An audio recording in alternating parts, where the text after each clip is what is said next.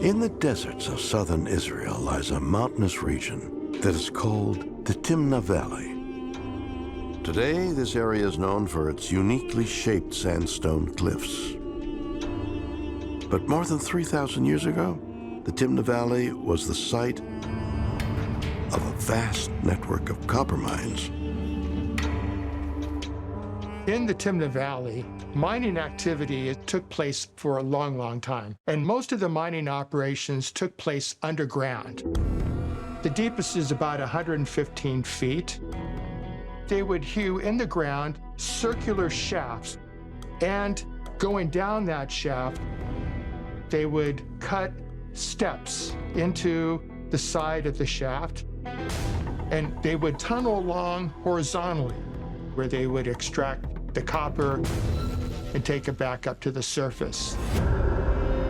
In recent years, the Timna mines have attracted attention because there are those who believe that buried underground in one of these deep tunnels is the legendary lost treasure of the biblical King Solomon.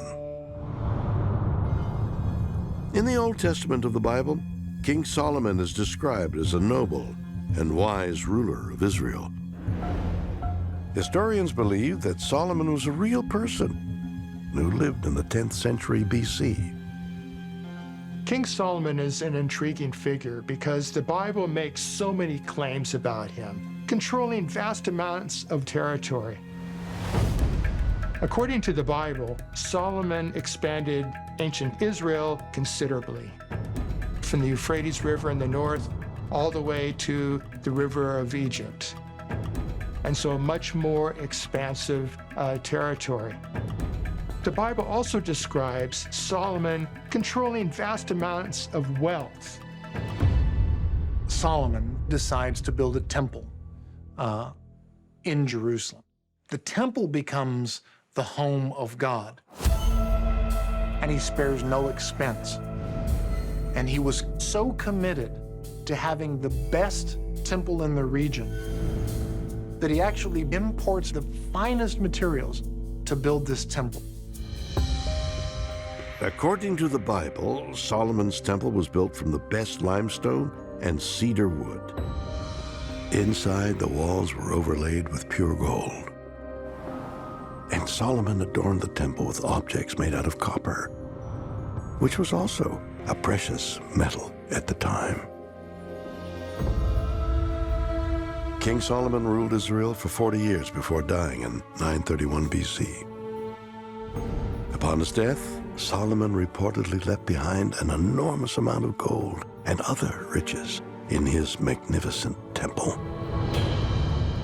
But then, in 586 BC, the Babylonians invaded Jerusalem and sacked Solomon's temple. When the Temple of Solomon was destroyed in 586 BCE, all the temple treasures were lost to history. And the ancient legend says that Solomon's treasures were taken out of Jerusalem and buried. There are those who believe that their treasures are, to this day, still hidden. For centuries, the legend of King Solomon's lost treasure has been a source of fascination and mystery.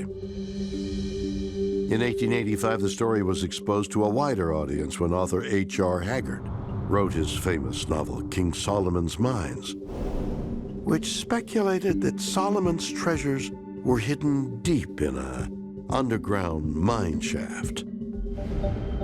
But if there is some truth to this legend, then where is King Solomon's treasure buried? For some, the most likely location is the Timna mines. The Timna Valley is located not more than 150 miles from Jerusalem. So we're talking about close proximity. At Timna, there are 10,000 mine shafts, maybe more. And so it's easy for people to kind of say, there must be a connection.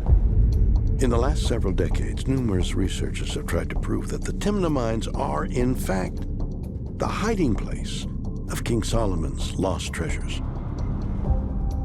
Some of the first evidence in support of this theory was found by an archaeologist named Nelson Gluck, who conducted a series of excavations at Timna in the 1930s. Nelson Gluck made a huge study of the copper mines, the smelting works, and also the camps of those that were there. And what he found under the ground was pottery dating from the 9th to 10th century BC. And this was the exact time frame of the reign of King Solomon.